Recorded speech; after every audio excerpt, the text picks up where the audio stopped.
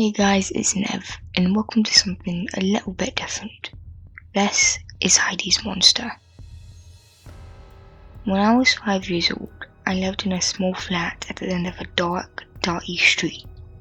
The lights there were broken, and had been for a long time, despite efforts to get repairmen down to come fix them. We had no car, so my mother would take my small hand and walk me nearly to the other side of town in the chill of the early morning every school day, and would show up at the end of the day in a green barista uniform, which always sank a coffee, to walk me back. In winter, it was often dark by the time we got to our street, trudging through slushy snow in worn boots. Shadows would surround us from every angle, pressing down on us, suffocating us.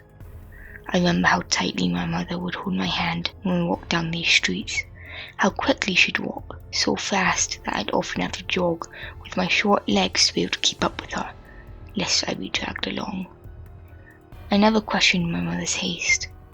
After all, I was just as unnerved by the darkness as she seemed to be. I never liked it.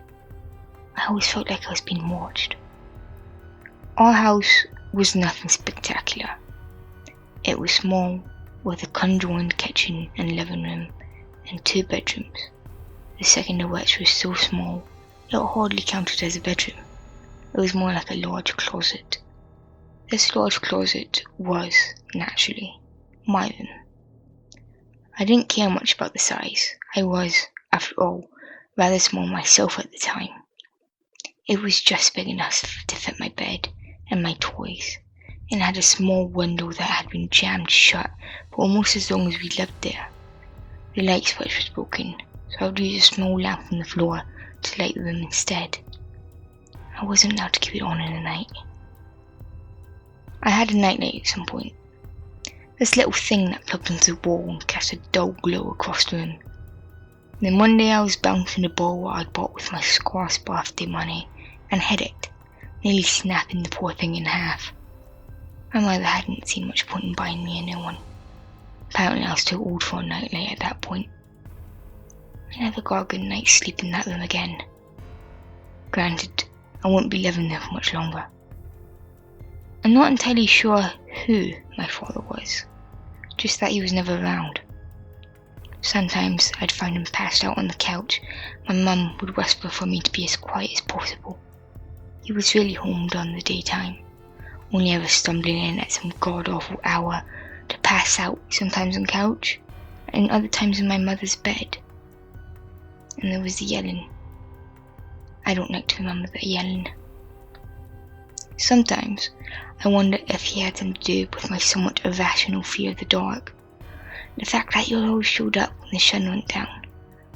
The fact that I could often hear him, lying huddled under my covers in my tiny bedroom, as he muttered under his breath and slumped his way through the living room and clattered in the kitchen, on the occasion that he didn't just immediately go to the couch and pass out. Whenever I would hear him, I'd hold my breath and clench my eyes shut.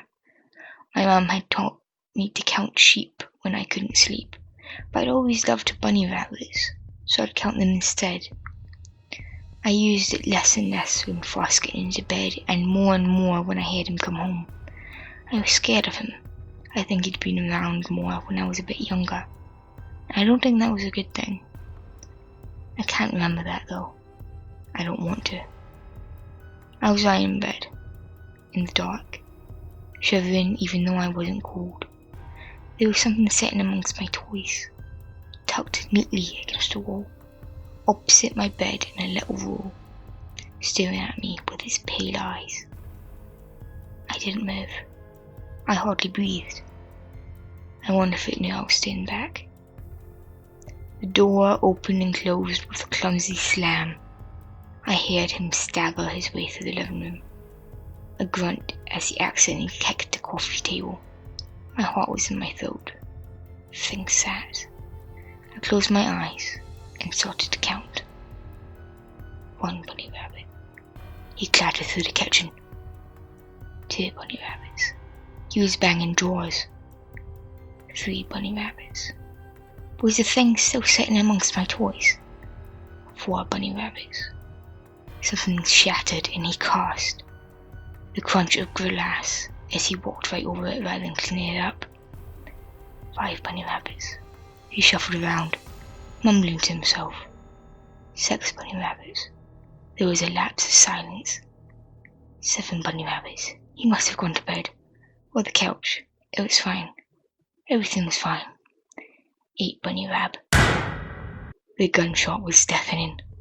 My eyes snapped open and I shot upright, staring at my closed bedroom door. There was nothing but the rapid pound of my own heart in my ears. I waited for my mother to come out to see what had happened. If I was okay. She didn't. I didn't move.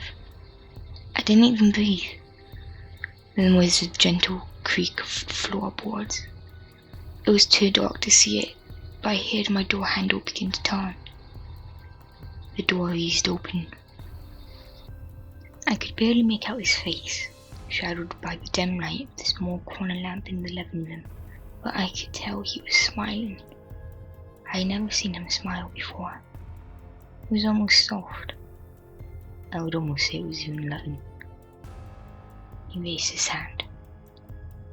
I wouldn't really register until later that I was holding a gun. It happened too quickly for me to be able to recall it accurately. I know there was another gunshot, louder, closer, one that left my ears ringing and painful. I remember I screamed, and I remember the giant black shadow that had burst to life seemingly out of nowhere, the flash of a massive, horrible cluster of thin, needle-point teeth in its too big mouth. He hadn't had a chance to scream, not before the teeth sunk into his shoulder. Not before there was a wet, disgusting squelch. His arm was torn from its socket. There was blood on the walls, on the ceiling, on my toys, on my face. I remember the surprised look he had. As though having your arm torn off by a monster was like finding out that your sweet old lady of a neighbour enjoyed listening to loud, ear-bleeding metal in her spare time. The monster's dark body trembled. Maybe in anticipation, then it tore him apart. I didn't see it happen. I ducked under my covers and curled into a tight, shaking ball and started to cry. But I'd heard it. Heard the way it grumbled as it ate. Heard the wet tear of flesh. He hadn't screamed. It had gone to his throat before he could. But I remember, and always remember, his pained, choked gargles. I'm not certain how long I stayed under there, or how long it went on for. I don't think I fell asleep, but eventually, it stopped.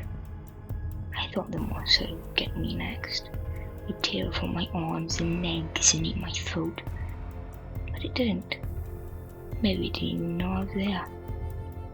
Before the sun had even begun to trace his fingers along the horizon, there were people, voices. I started to sob when the blankets were lifted, thinking it was the monster, thinking I was next. It was only gentle whispers and soft hands. I was picked up out of bed, a hand keeping my face buried into their shoulders so I wouldn't look, and carried away. I never went back to that flat, or that street with its busted street lamps. I never went back to my school. I never went to my dad's funeral. I never went to my mum's either. How could I when they took me